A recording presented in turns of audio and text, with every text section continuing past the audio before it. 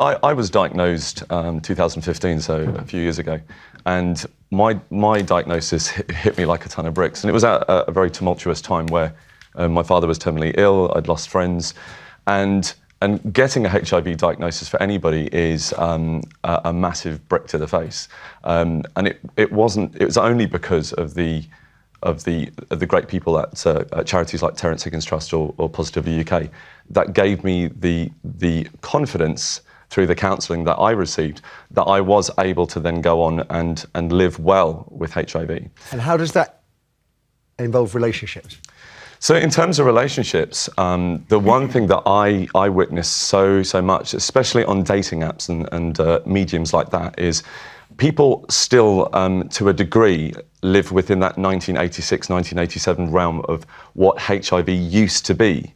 Whereas, because we've had, like you say, massive antiretroviral therapies that have come onto the scene, that now we can live well with it, we're still trying to educate regarding the stigma side of it. So in regard to this particular story, I can appreciate why there is a moral question about it.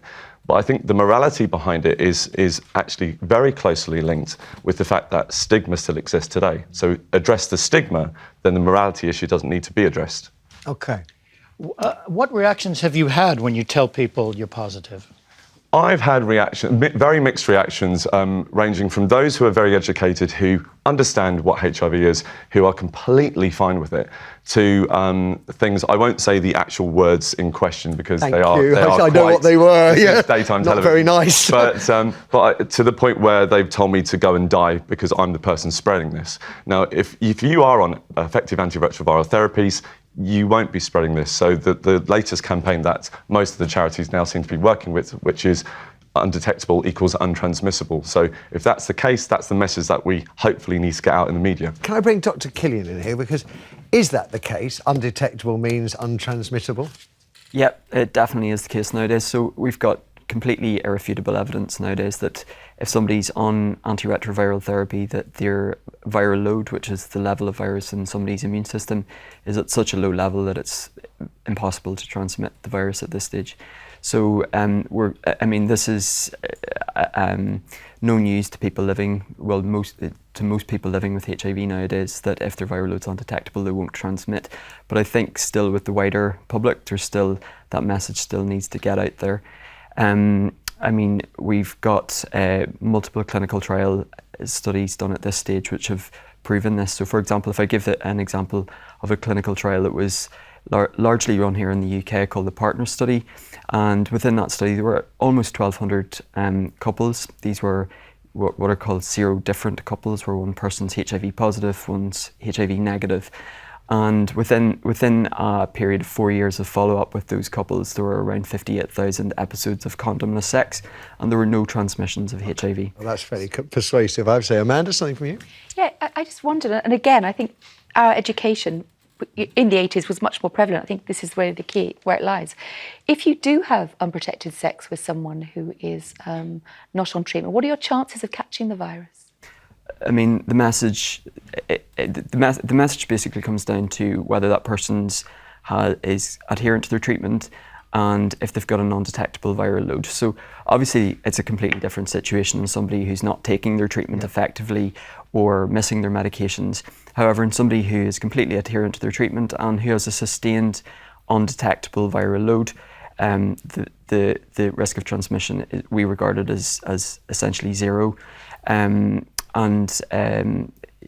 we talk about undetectable viral loads, we're talking extremely low levels of the virus in somebody's bloodstream. So we're talking something like less than 20 copies of virus per mil in a person's bloodstream.